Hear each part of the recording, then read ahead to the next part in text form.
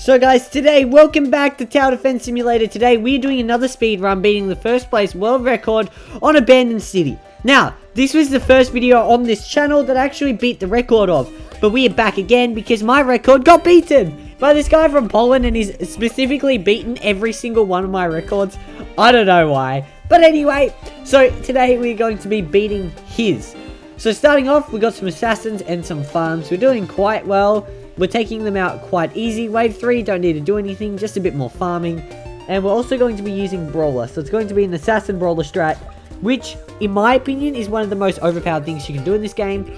Now, at the current time that I am recording this, iSteel has officially gotten a time under 9 minutes and 20 seconds, which is absolutely insane.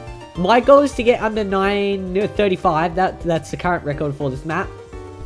And the strategy he uses, I don't even know how you do it. It is so hard to get the amount of money you need to actually max. He uses a mercenary base. It is so hard to actually freaking do that. But he does somehow, so massive shout out to him. It's really interesting the strategies that you can use during this. But I think this strat right here is actually one of the most overpowered using assassins and brawlers. It has consistently gotten me the fastest times I've ever gotten. But anyway, back to the video. So currently that normal boss just got absolutely annihilated, and my farms are doing pretty well. I literally am just spamming the upgrade buttons at this point. And the interesting thing about this run is I'm recording my voice after, only because I actually recorded this run like yesterday at like 6 AM or something crazy. I don't even know. And I couldn't really do my voice then because it'd wake everyone up. So that's why I'm talking over it now. But this strat works really well. As you can see, for Wave 9, I am officially upgrading my assassins. I think I probably could have upgraded the Brawler a little bit quicker, and that would have helped us out a lot. But looking at this, like, I've got almost max, like, I usually do 8 farms, sometimes 10. By Wave 10, so far, we've almost got max, which is pretty good at this wave. I'm not sure what I normally get to nowadays. I think, like, by Wave 12, I've got 8 max farms. But Wave 12 is actually an incredibly hard wave when you're not using Assassin, because it's got like 4 bosses all hidden, mixed with a bunch of breakers and other crap. That's just insane. Which is why Assassin works super well for that wave. So I don't think I need to worry about it too much. I think level 3ing the Assassins would be the best option for right now in this next wave. But yeah, we will see what happens. So as you can see, new wave, level 3. And fingers crossed, get level 3 this one. Come on. There we go. Level 3.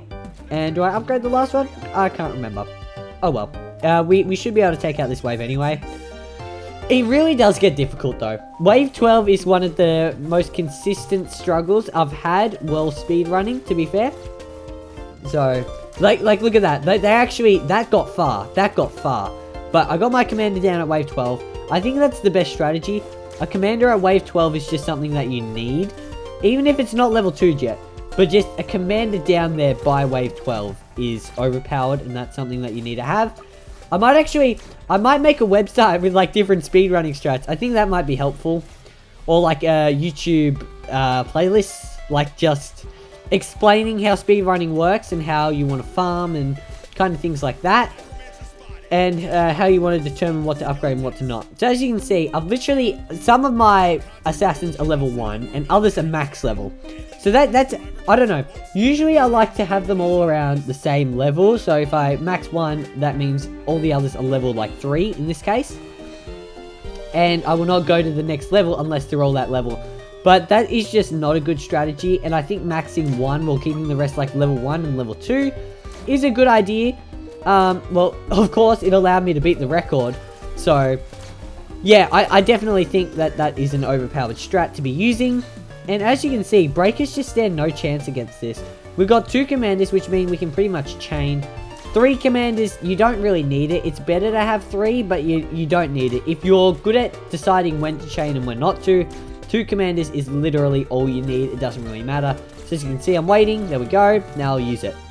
So, look, it's alright. I've become really hypercritical of the different runs that I've been doing, because it's just so hard to get a time under 9:30 without using Brawler Assassin strat.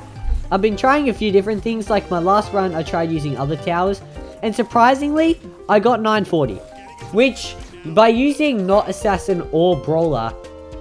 Whoop. Lag? What? Did something happen?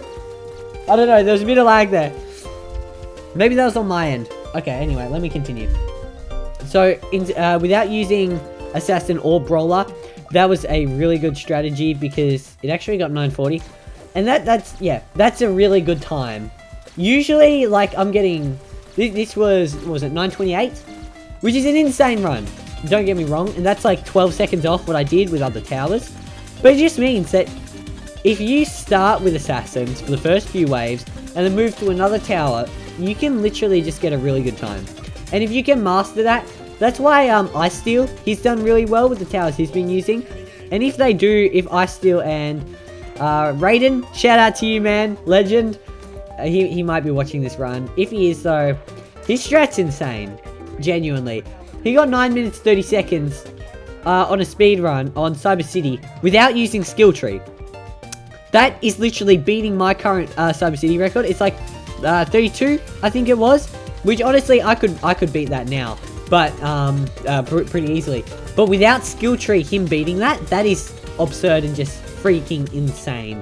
I can't believe he's done that. To be fair, he's a level 1000. Like, that's insane, dude. I'm only level 400, and I've been playing since 2021.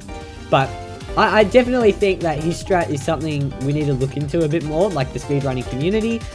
And Raiden, yo dude, I really appreciate all the tips you've given me. If you're watching this, again, shout out to you. But yeah, his strat was absolutely insane. Ice Steel though, with 9 minutes and 17 seconds, I can't believe that. And even on this run, like, we're taking things out pretty easily. This is the thing, Ice Steel sacrifices mid and late game for a super fast boss kill. That's what he does. He barely upgrades his towers just enough so that he can survive. Especially on the chessboard map, because it's just got such a good map for him and for his strategy. That's what he got 917 on. Just because it means you don't really have to upgrade your towers as much. At least that's what I think it is. Which allows him to get enough money to actually fully max all of his mercenary bases. Which, I've tried that strat. Ice Steel, if you are watching this, trust me, I have tried using your strategy. And I haven't had one run where I have maxed all of my mercenary bases. Not one. And I always stuff up placing them. I always stuff up that last wave. And then it goes from what's meant to be a slow mid-game and late game for a super fast boss kill to a slow mid-game, late game, and boss kill. So, you know, I need to master that strat a little bit more. But for the moment, I'm actually maxing commanders, which is a good idea. It's just, it's 12,000. Is that not absurd? 12,000 for a freaking commander upgrade. That is mind-boggling. Mind-boggling, is that the word? Point is, that's insane. I also got super annoyed because I couldn't place a brawler in between my two commanders. Dude, that was like just enough space for... I thought I'd left just enough space, but apparently not. Anyway. Yeah, I hate how commander is so expensive to upgrade. And to be fair, you do get the, what's it called, the little tank ability. I'm pretty sure I've actually already used it.